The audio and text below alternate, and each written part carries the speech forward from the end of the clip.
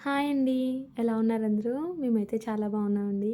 ఈరోజు స్పెషల్ మిరియాల రసం అండి. మిరియాల రసంకి కావాల్సినవి తాలింపు కోసం ఆవాలు, ఎండుమిర్చి, కరివేపాకు, 4, 5 వెల్లుల్లి రెబ్బలు, 1 స్పూన్ ధనియాలు, 1 స్పూన్ మిరియాలు, 1 స్పూన్ జీలకర్ర, పెద్ద సైజ్ టొమాటో, కొంచెం కొత్తిమీర, చిటికెడు ఇంగువ, ఒక పెద్ద నిమ్మకాయ సైజ్ అంతా చింతపండుని గోరువెచ్చని నీళ్ళలో నానబెట్టుకోవాలి.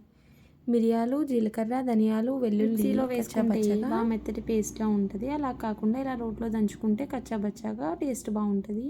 స్టవ్ ఆన్ చేసుకుని చారు కోసం ఒక చిన్న గిన్నె పెట్టుకుని 2 స్పూన్స్ ఆయిల్ వేసుకున్నాక తాలింపు కోసం తీసుకున్న ఆవాలు, కరివేపాకు, ఎండుమిర్చి వేసి బాగా ఫ్రై చేయాలి. ఇవి కొంచెం ఫ్రై అయ్యాక టొమాటో కూడా బాగా మెత్తని పేస్ట్ లాగా ఫ్రై అయిపోవాలి. ఈ టొమాటోలు బాగా మగ్గిపోయాక చిటికెడు పసుపు, తగినంత సాల్ట్ కూడా వేసుకోవాలి. ఇవి బాగా ఫ్రై అయ్యాక మనం ఫస్ట్ దంచి పెట్టుకున్న మిరియాల మిశ్రమం కూడా వేసి బాగా ఫ్రై చేయాలి.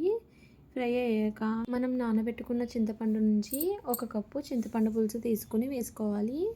ఇంకొక కప్పు వాటర్ వేసాక కొంచెం కొత్తిమీర, కొంచెం ఒక్కసారి మొత్తం కలిపి ఫ్లేమ్ని హైలో పెట్టాలి. ఒక పొంగు వచ్చాక ఆఫ్ చేసేసుకుని సర్వింగ్ బౌల్లో సర్వ్ చేసుకుంటే మిరియాల రసం రెడీ.